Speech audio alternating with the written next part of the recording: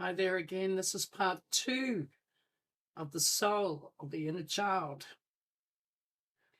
And yeah, so let's get on with this next part.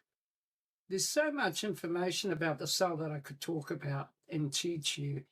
And over time, I will put on more information as much as I can channel at the time, as well as we move into this new era. And because there's a lot of change happening between us and our soul or source. So there's new information to help us to collaborate and to teach the wisdom to others at the moment, especially whilst they're going through their awakening. With the soul's being awakened now. It has been for the last probably 20 years. And so many people have taken that journey to heal themselves, but also to really understand what's really going on in this world that we call the home, Earth.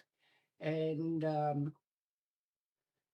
during these awakenings, it's almost like a time thing, a timing part of your future, that everything is meant to happen the way it is. And it's true.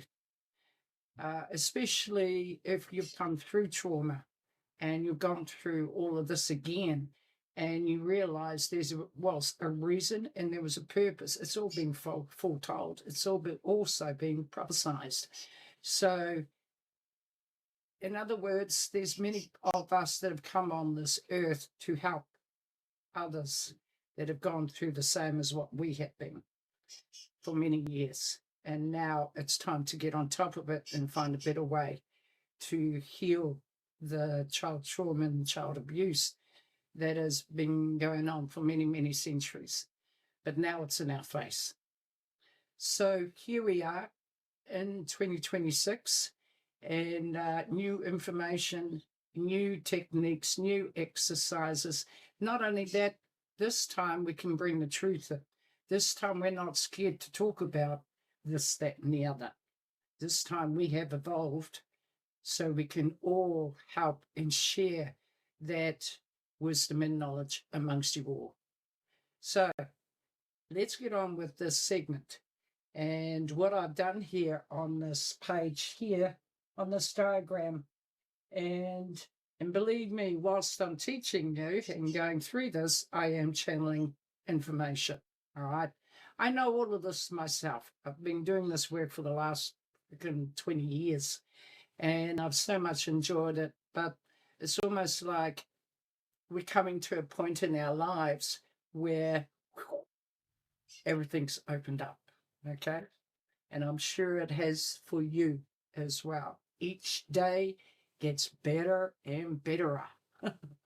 So look at this diagram, and this is something that I wrote after the last segment that I did. And someone says, put me, myself, and I. Okay. Now, once you've had your soul retrieval, this is what is formed. It becomes I. Because me is no longer part of who I am, because that was me in my past. And there, myself, I was by myself when I was trying to heal who I was and to understand. And back in my generation, we were all alone and I was by myself to deal with what had happened to me. As soon as I connected, it became I. And as soon as you reconnected and retrieved your soul and became your inner child, that innocent part of you, it built that connection between you and source and your spirituality, the truth of who you really are. And it became I. I am, I can, I will. I can accomplish anything. I will do what I'm meant to do. I will look after myself. All those positive things, all right? All those positive things that will tell the story about you, and knowing that deep inside with courage and strength, that connection to spirit above and below. And I need to put Mother Earth in there, I think. Maybe the next segment, okay? But yeah, I becomes I. And everything else that was before you, including all your trauma,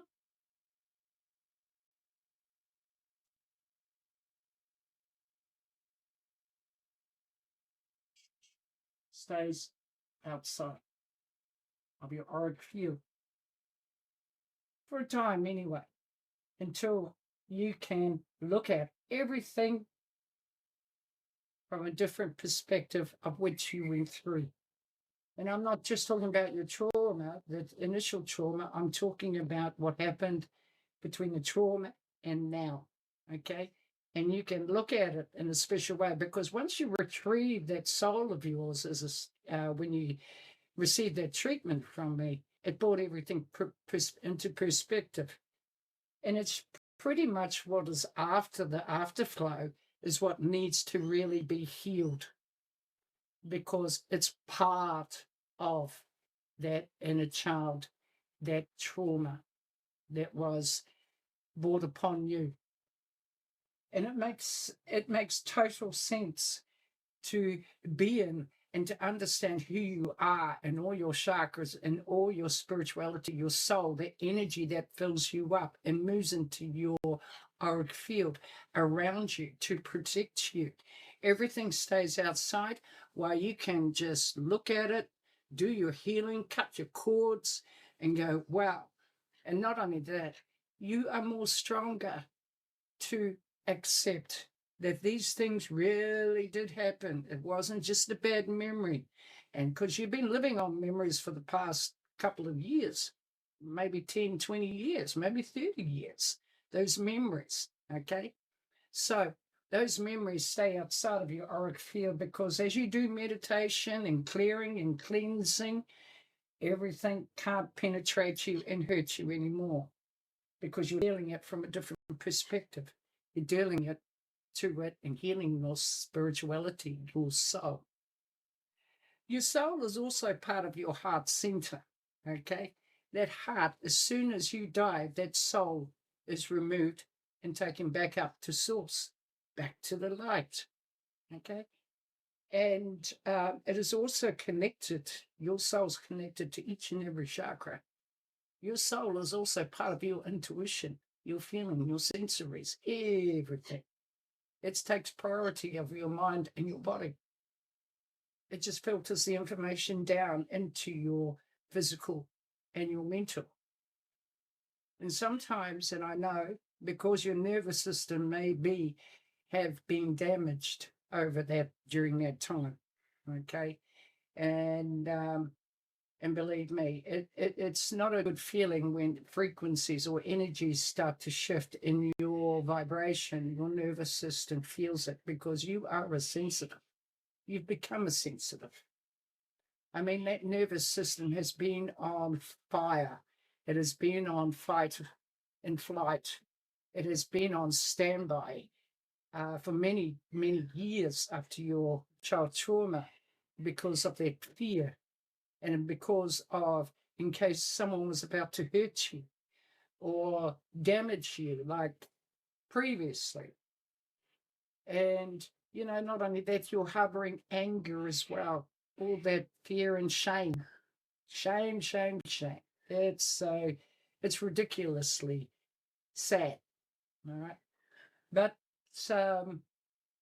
going back to the chakras, your soul is part of everything that you are. And your soul pretty much is part of that intuition of yours.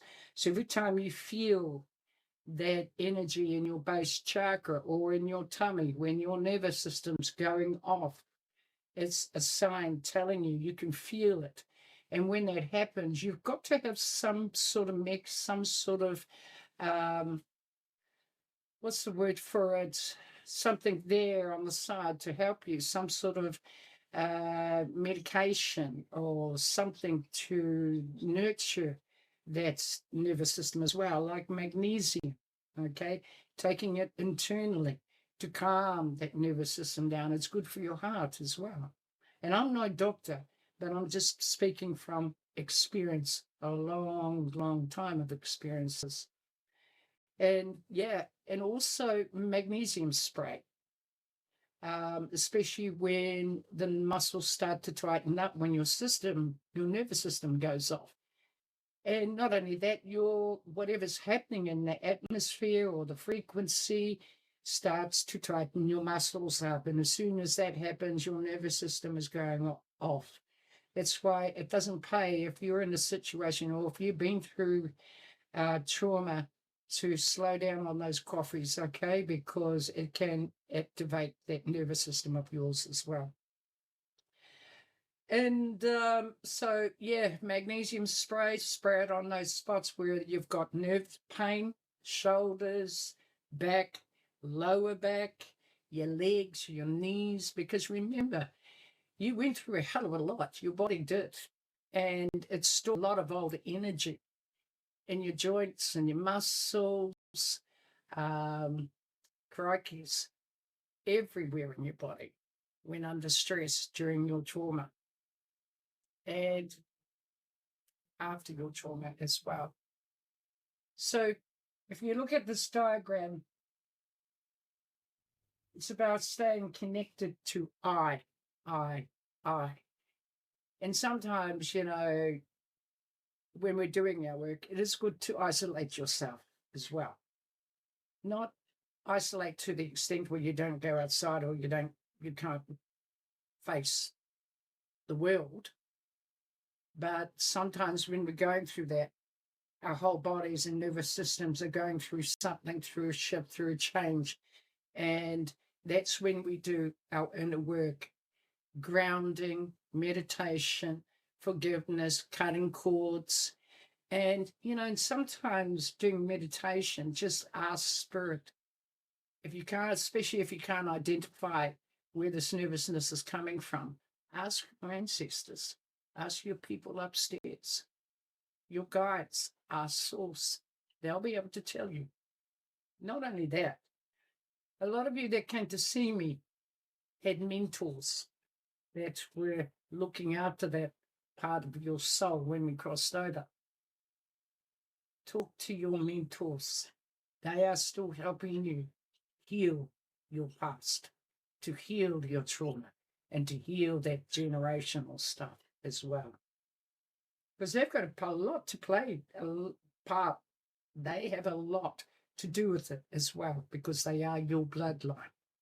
And they are clearing everything right up into spirit world, where all your ancestors are living. Their souls are there on the other side. And I'm sure that they would be pleased to know that you are helping them heal their generational trauma as well. But remember, your mentor is always there to help you, to teach you, to show you. Don't forget to communicate with them, talk to them. Ask them that question. Ask them questions about anything and everything that you're going through. They will show you, even through dreams. Our higher consciousness receives so much information about ourselves, especially, and if we do receive those dreams, write it down in your book, in your journal. Write about your soul, how beautiful it is, and how innocent it is, and how innocent you are right now. Your soul is part of your birthright. Your soul is in communication and expression with a higher consciousness. So keep talking, keep spreading the word inside of you, and keep healing yourself. And that soul connected to you now will be your savior, because that soul is your inner child. Don't forget that. That's the best part of you. That's where most of your work will come through you in this timeline, from courage and deep, deep wisdom from that little girl or that little boy, that inner child, that inner soul, the most purest part of you. Kia ora, everyone. You take care today, and I'll see you again soon. And Māori ora to all of you.